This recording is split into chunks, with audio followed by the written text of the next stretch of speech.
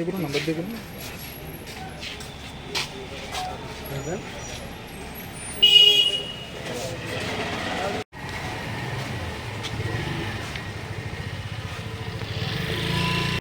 এক তো সুইচ করতে লাগবে, আমি কিছু একটা করে নেবো, আমার আর পারতেছি না আমি।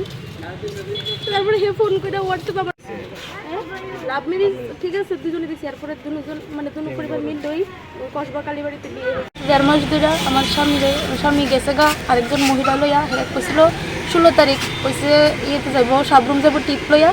তারপর থেকে সন্ধ্যার থেকে আর কোনো খবর নাই, মোবাইল বন্ধ। তো আমি পরের দিন থানাত গেলাম, আগরতলা যত থানা আছে সব থানার মধ্যে ঘুরলাম, এক থানার থেকে আরেক থানা, এক থানা থেকে আরেক থানা পাঠাই। তারপরে তারা কয় হইতো না, এটা হ্যাঁ নিজের ইচ্ছা করে গেছে, হ্যাঁ নামে মিসিং কেস হইতো না, মিসিং ডায়েরি হইতো না। তারপর অনেক ঘুরে টুরে সাইডা ইয়ে কইরা আমি এডিনগর থানার মধ্যে 29 তারিখ গিয়েছিল, হ্যাঁ নামে মিসিং ডায়েরি করছি। করার পর তারা কিছু খবর হইলে জানাইবো। তারপরে থেকে আমি বাড়িতে গেছি গা প্রায় 6 তারিখ বা 7 তারিখ আইসি। আবার এসে তারা জিজ্ঞেস করছি, তারা আমার পাত্তাই দেয় না, কোনো ইয়ে করে না। খবর হলে তো জানাবো, আর হ্যাঁ নিজের ইচ্ছা করে গেছে গা, হ্যাঁ কে খুঁজে আনবো, কে ইয়ে করবো, এরকম মানে যে কথার কোনো মানে নাই, এরকম উল্টাপাল্টা অনেক কথাবার্তা কইতেছে।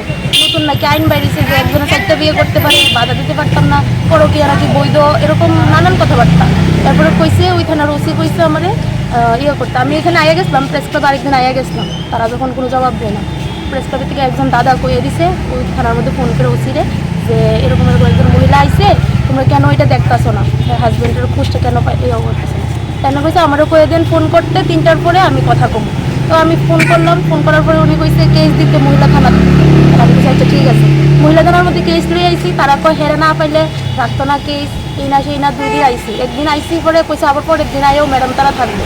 আবার পরের দিন আইসি, গত শনিবার দিন আইসি পরে তারা কেস রাখে না, শুধু খাতার মধ্যে কমপ্লেন লেখছে এতটুকু। কইছে তুমি যাও আবার এডিনগর থানার দিয়া কো হ্যাঁ লোকেশন, টাওয়ার লোকেশন বার করতে ইয়ে করতে। আবার গেছি এডিনগর থানার মধ্যে গিয়া তারা নাম্বার দিছি যে এই নাম্বারে হ্যাঁ আমার হোয়াটসঅ্যাপে ফোন করে হুমকি ধমকি দিতেছে। আর হ্যাঁ যাওয়ার সময় আমার টাকা পয়সা ঘরের মধ্যে 50,000 টাকার মতো আসলো, আর গলার চেন টেন, বাচ্চার স্বর্ণের জিনিস আর আমার ডকুমেন্টস সব নিয়ে গেছে। বিয়ে হয়েছে 2020-এ। মানে ও যে গেছে কত জিনিস? 1.5 মাস হয়েছে। আপনার সঙ্গে কি কন্ট্যাক্টে আছে? কন্ট্যাক্ট 2 দিন কন্ট্যাক্ট করছে হোয়াটসঅ্যাপের মধ্যে ফোন করে হুমকি দুমকি, তার বাচ্চা দিয়ে লাইতাম ইয়ে করতাম। সে কালকেও কন্ট্যাক্ট করছে, ওরা বলতেছে তুমি যে এইভাবে ছড়াইতেছো, নিউজে টিউজে দিতেছো, ফেসবুকে দিতেছো, তুমি কী চাও আমি মরতাম নিয়ে নিশে নিতাম। আমি বলছি তুমি বাড়িতে আয়া পড়ো সুন্দর করে বেরিয়ে চলবে না, হ্যাঁ আইতো না, আমি যেন আসি আমি তোর লোকের সংসার করতাম না, এই না সেনা নানান কথাবার্তা উল্টা পাল্টা যা পারছে। মানে আপনার সঙ্গে সংসার না করার পিছনে কারণটা কি? ও আরেকজন মহিলা লইয়া গেছে, হ্যাঁ শিল্পী সাহা নামে একজন মহিলা, প্রতাপগড় বাড়ি। ওই মহিলারে নিয়ে থাকবো, ওই মহিলারা নাকি ও ভালোবাসে, এই যে আমি নাকি ভালো না। তো আমি কিছু, আমি যদি ভালো না হয় তুমি আয়ো, আর এসে তুমি সামনাসামনি বইয়া কথাবার্তা কও, আমার কি দোষ তুমি প্রমাণ করো, তারপর যা হওয়ার হইব। সে আইতো না, সেই না কত কথাবার্তা। থানার থেকেও কইছে টাওয়ার লোকেশন বার করবো, আমার জানাইবো। আজকে আবার আরেক শনিবার, এখন পর্যন্ত কোনো খবর নেই। আজকে সকালেও থানাত কল করছি, জিজ্ঞেস করছি, তারা খবর হইলে তারা আমার জানাইবো, এতটুকু। থানাতে কতদিন ধরে ঘুরতেছেন? 1.5 মাস ধরে আমি ঘুরতেছি থানার মধ্যে, থানা বাড়ি থানা। কোন থানাতে? এডিনগর থানা। আচ্ছা আপনার কি মানে সব জিনিসপত্র নিয়ে গেছে? হ্যাঁ হ্যাঁ। কি নিয়ে গেছে? কী নিয়ে গেছে? গলার চেন, বাচ্চার গলার চেন, হাতের সাদা পাঞ্জাবি, তারপরে 50,000 টাকা, এটা আমার বাপের বাড়ির থেকে দিছিল। এই টাকাটা বাচ্চার চিকিৎসা, হাতের প্রবলেম আছে, হাতের অপারেশন লাগবে। আর ডকুমেন্টস নিয়ে গেছে আমার। ডকুমেন্টস বলতে Aadhaar card, I card, PAN card, আরও মেরিট সার্টিফিকেট, ওইগুলো নাকি সে খুঁজে লাগছে আমার পয়সা হোয়াটসঅ্যাপে। শ্বশুরবাড়ি কোন জায়গাতে আপনার? শ্বশুরবাড়ি বিশালগড়, আর আমরা কবিরাজ টিলা ভাড়া থাকতাম। আপনার বাড়িতে? আপনার বাড়ি? আমার বাড়ি জিরানি আইসেন কলোনি। শ্বশুর শাশুড়ি কী করে?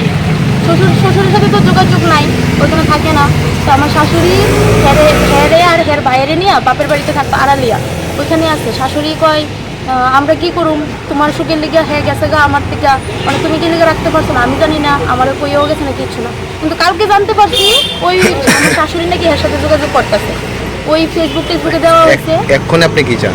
এখন আমি চাই হ্যাঁ যেখানেই থাকুক হেরা খুঁজে বাড়ি করা হোক, হেরা আমার সামনে আনা হোক, সেই কী চাই বই একটা কথাবার্তা হোক, আমার কাগজপত্র যা আছে সব দিয়ে লাগ, আমার বাচ্চাটার একটা ব্যবস্থা করুক। সে যদি আমার সাথে নাও খায় একবারে সব কিছু শেষ করে দিয়ে যা খুশি তা করো, আমার দেখার বিষয় না। আপনি কি আমার তো জুলাই রেখে গেছে, এখন পথে নামাই থেকে গেছে।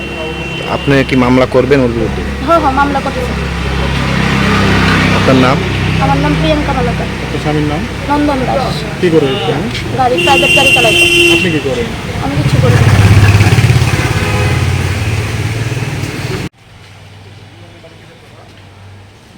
ঠিক হ্যাঁ তেনে